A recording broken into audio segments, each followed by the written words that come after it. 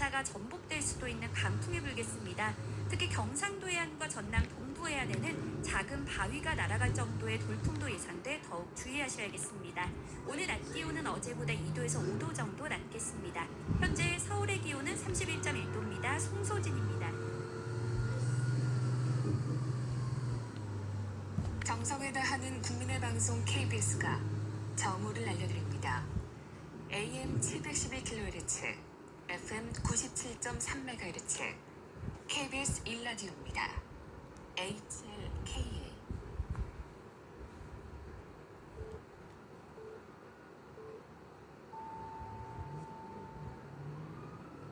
KBS 제1라디오 정오 종합뉴스입니다.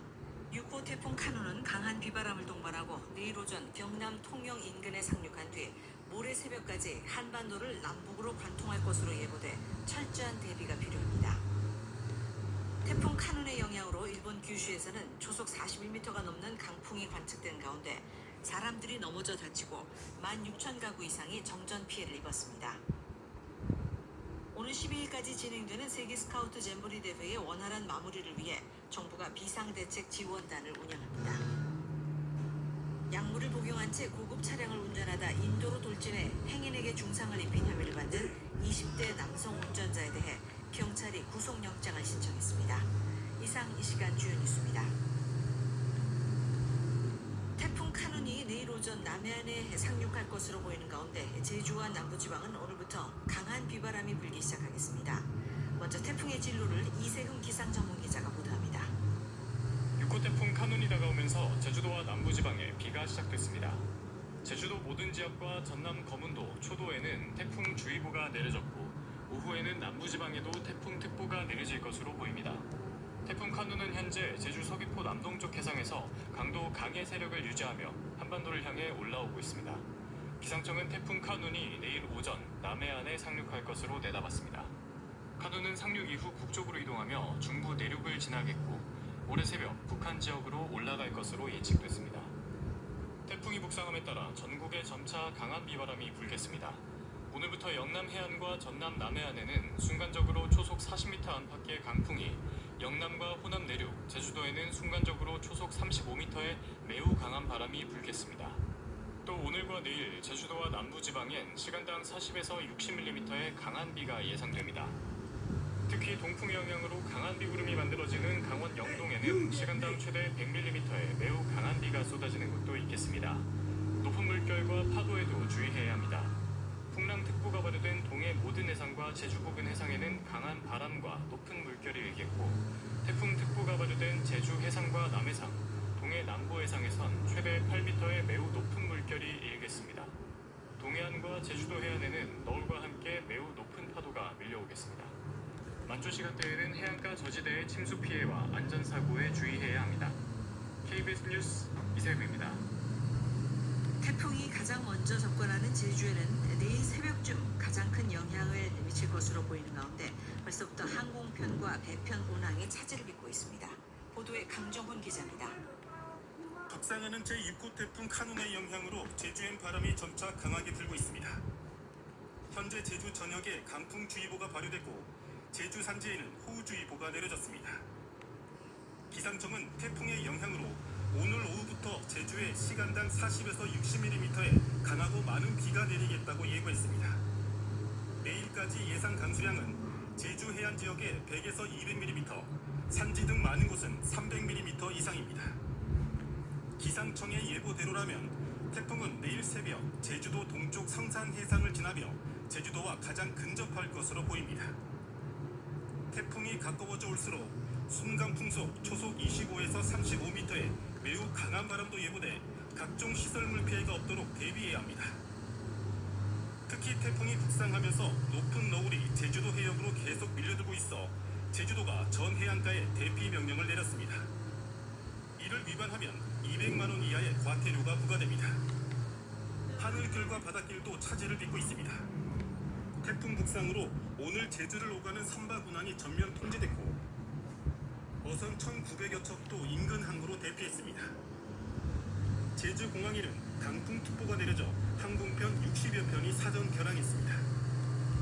결항편은 더 늘어날 가능성이 있어 항공편 이용객들은 사전의 운항 정보를 확인해야 합니다. KBS 뉴스 강정훈입니다.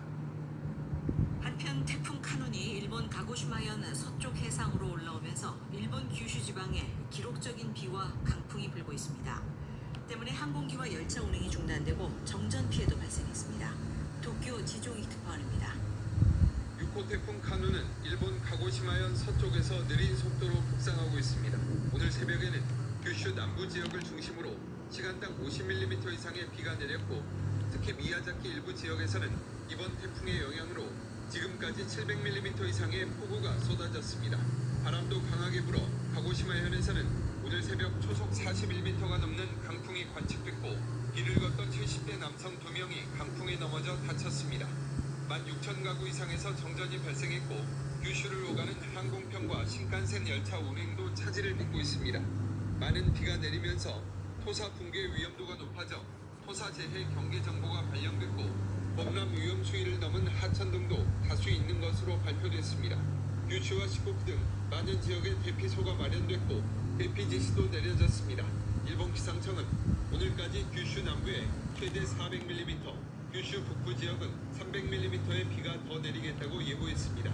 일본 기상청은 일본 동쪽 해상에서 북서진하고 있는 제7호 태풍 란의 움직임도 주시하고 있습니다. 도쿄에서 KBS 뉴스 지종익입니다.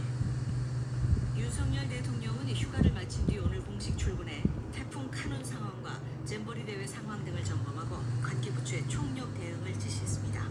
지금 윤 대통령 앞에는 산적한 과제가 놓여 있습니다. 보도에 우한솔 기자입니다. 공식 휴가를 마친 윤석열 대통령은 태풍 카눈 상황 점검으로 업무를 시작했습니다. 대통령실 유관부서는 사실상 24시간 근무 체제에 들어갔고 윤 대통령도 비상 대기하는 방안도 거론되고 있습니다. 윤 대통령은 휴가 마지막 날인 어제부터 사실상 업무에 복귀했습니다. 태풍 카눈 대비 상황을 점검하고 지난번과 달라야 한다며 선제적 대응을 당부했습니다. 초반부터 잡음이 계속된 잼버리 대회가 잘 마무리되도록 하라는 주문도 이어졌습니다. 휴가 복귀로 하반기 국정 운영이 시작되는 시점, 대통령실은 여론 반향이 큰 현안엔 적극 목소리를 내고 민감한 사안은 언급을 피하면서 국정 동력을 관리하는 모양새입니다.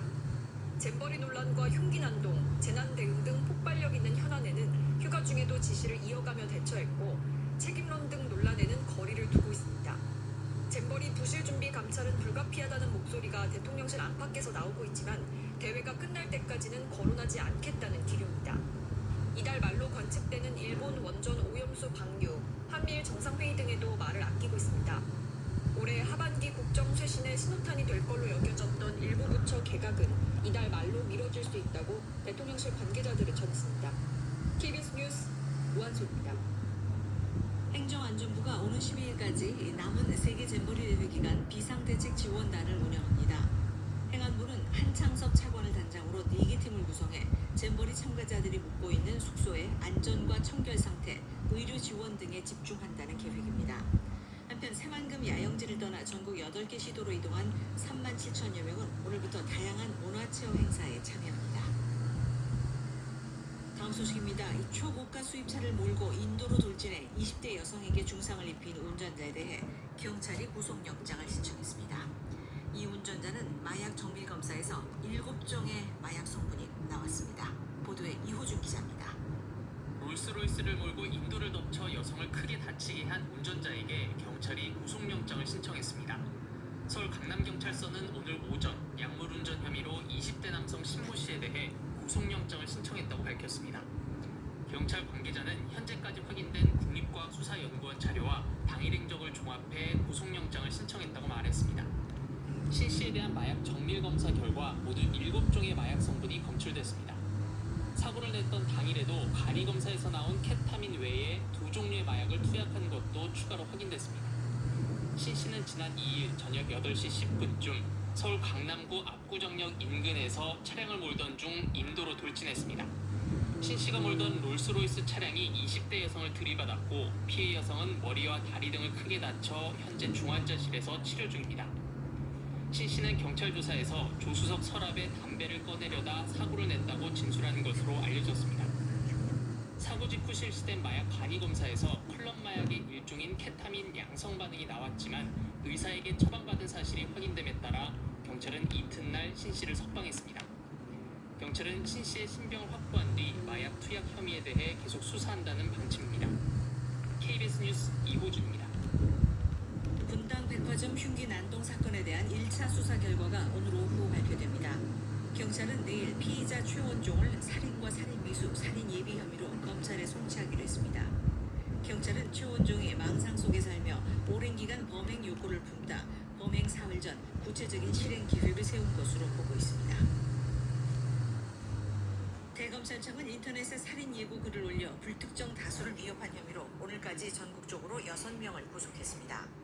이들에게는 협박, 위계 공무집행 방해, 살인 예비 등 혐의가 적용됐습니다.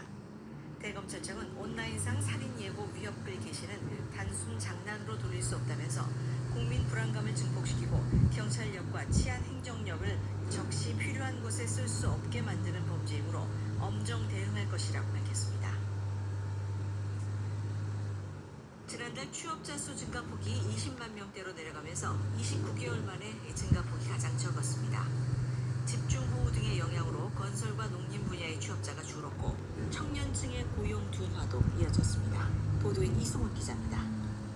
통계청이 집계한 지난달 취업자는 지난해 같은 달보다 21만 1000명 증가했습니다. 지난 2021년 2월 이후 29개월 만에 가장 적은 상승폭입니다.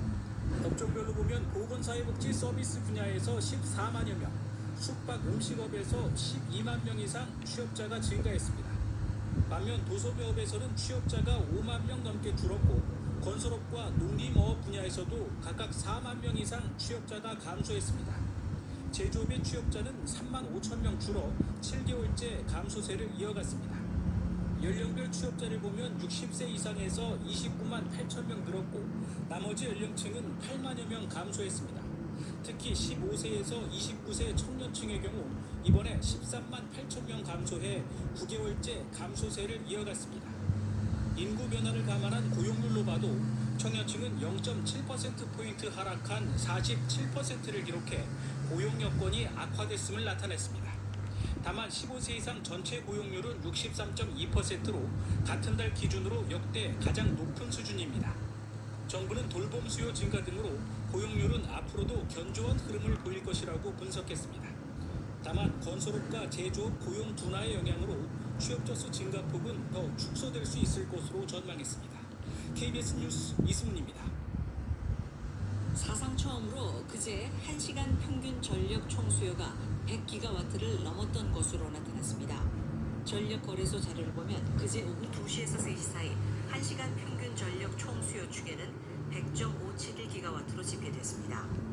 1시간 평균 최대 전력 총수요가 100기가와트를 초과한 것은 이번이 처음으로 반도체, 데이터 산업 등이 보도하면서 전력 수요가 급격히 팽창한 상황을 반영한 것으로 분석됩니다. 국민의 99.2%가 코로나19 항체를 보유하고 있는 것으로 조사됐습니다. 국립보건연구원은 올해 3월 말부터 4월 중순까지 전국 5세 이상 국민 9,700여 명을 대상으로 조사한 결과 코로나19 항체 양성률 99.2%로 나타났습니다. 재작년 97.6%, 지난해 98.6%와 비교해 소폭 늘어난 수치입니다.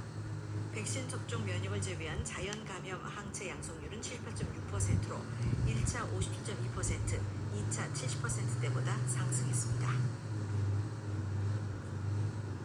방송통신위원회는 오늘 전체 회의를 열어 서기석 전 헌법재판관을 KBS 이사회 이사로 추천하는 안과 차기환 변호사를 MBC 방송문화진흥회 이사로 임명하는 안을 의결했습니다.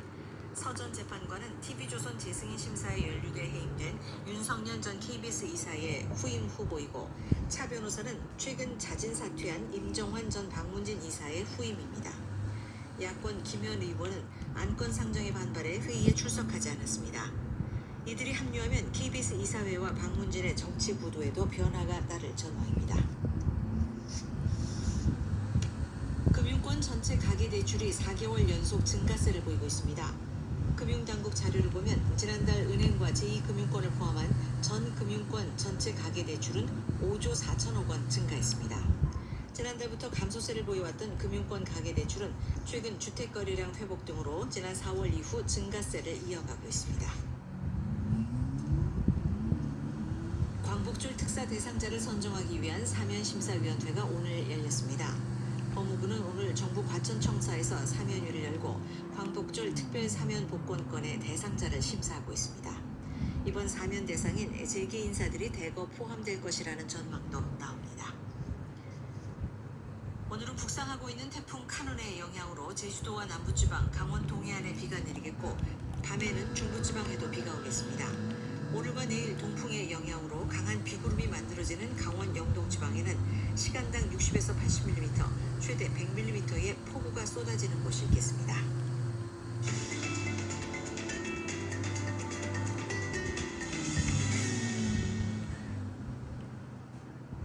최근 국제유가가 1배럴에 $80를 넘으면서 미국 기름값이 다시 들쏘이고 있습니다. 여기에 이 폭염과 폭우 등 올여름 극한 날씨도 기름값 상승에 영향을 주고 있다는 분석입니다. 간신히 잡혀가고 있는 물가에 부담이 될 거란 전망도 나옵니다. 뉴욕 한범경 특파원입니다.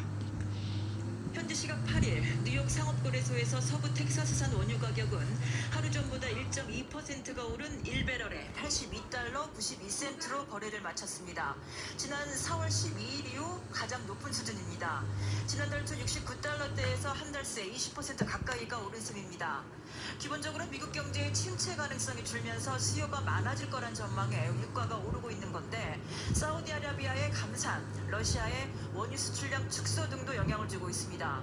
유가가 오르면서 미국 내 휘발유 값도 들썩이고 있습니다. 미국의 평균 휘발유 값은 현재 1갤런에 약 $3 83센트로 거의 $4에 육박하고 있는데 지난해 10월 말 이후 9개월 만에 최고가입니다. 물론 물가엔 부담입니다. 지난 6월 소비자 물가 상승률이 4%까지 떨어진 상황에서 다시 상승 곡선을 타고 있는 기름값은 자칫 전체 물가 상승폭을 다시 키울 수가 있습니다. 올여름 미국 남서부 지역에 섭씨 45도를 웃도는 극한 더위도 기름값 상승의 주요 요인이 되고 있다는 분석도 나오고 있습니다. 폭염으로 인한 정전으로 텍사스와 루이지애나의 정유 공장들이 가동을 중단하는 일이 빈번해졌기 때문입니다. 전문가들은 우리 시각 내일 발표되는 미국 7월 소비자 물가 상승률을 3.3%로 예측하고 있습니다. 다시 상승폭이 확대된다는 건데 에너지와 식료품을 제외한 근원 물가도 4% 후반대에서 거의 꿈쩍을 안 했을 것으로 보고 있습니다.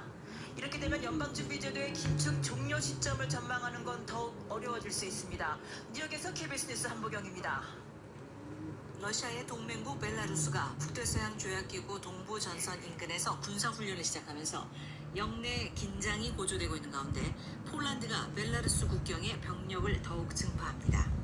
폴란드 정부는 폴란드 국경수비대의 요청에 따라 벨라루스 국경에 병력을 증파하기로 했다고 PAP 통신 등이 현지 시간 8일 보도했습니다. 벨라루스와 국경을 맞대고 있는 리투아니아와 라트비아도 국경 수비를 강화하고 있습니다. 일본 정부가 후쿠시마 제1원전 오염수 해양 방류를 이르면 이달 말쯤 개시하는 방향으로 조율 중인 가운데 일본 어민과 중국 정부가 방류 반대 의사를 굽히지 않고 있습니다. 후쿠시마현 어업협동조합은 어제 기시다 총리가 오염수 방류 문제와 관련해 어업인과 신뢰 관계가 깊어지고 있다고 발언한 데 대해 어떤 것으로 그렇게 말하는지 모르겠다고 말했습니다. 어제 오스트리아 빈에서 열린 핵 확산 금지 조약 평가회의 준비위원회에서 중국 대표는 방류 계획을 강행하지 말라고 촉구했다고 지지통신이 보도했습니다. 북한이 국제축구연맹 FIFA 월드컵 예선에 참여해 약 4년 만에 월드컵 무대에 복귀할 전망입니다. 아시아축구연맹은 북한이 2026 월드컵 아시아 2차 예선에 참여하겠다는 의사를 밝혔다고 전했습니다. 북한은 2019년 11월 2022 카타르 월드컵 아시아 2차 예선에 출전했지만 코로나19 유행으로 중도 기권했습니다. 고혈압을 동반한 암 환자 3명 중 2명은 혈압약 복용을 소홀히 하는 것으로 나타났습니다. 가톨릭대 서울성모병원 연구팀이 항고혈압제 처방을 받은 암 환자 19,200여 명을 분석한 결과 전체 66.4%가 약을 잘 챙겨 먹지 않는 것으로 조사됐습니다. 또 혈압약을 제대로 챙겨 먹지 않은 암 환자들은 잘 복용한 환자들보다 사망 위험이 2배 이상 높았습니다. 농림축산식품부는 10월부터 반려동물이 치료를 자주 받는 100여 가지 항목에 대한 진료비 부가가치세를 면제하기로 하고 관련 고시를 개정할 예정이라고 밝혔습니다. 농식품부는 엑스레이와 초음파 등 영상진단의학적 검사와 내시경 검사, 웨이염이나 아토피성 피부염 등이 부가가치세 면제 대상으로 추가될 것이라고 전했습니다. 대법원 양형위원회가 기술 유출 범죄에 대한 양형 기준을 신설하기로 했습니다. 양형위는 어제 전체 회의에서 산업기술보호법, 국가첨단전략산업법, 방위기술보호법 등에 규정된 기술 유출 범죄에 대한 양형 기준을 추가로 설정하기로 했습니다. 오늘 낮 최고 기온은 서울이 33도 등 전국이 25도에서 34도로 어제보다 낮아 폭염의 기세는 조금 누그러지겠습니다. 서울 지금 기온 31.1도입니다. KBS 제1라디오 정호종합 뉴스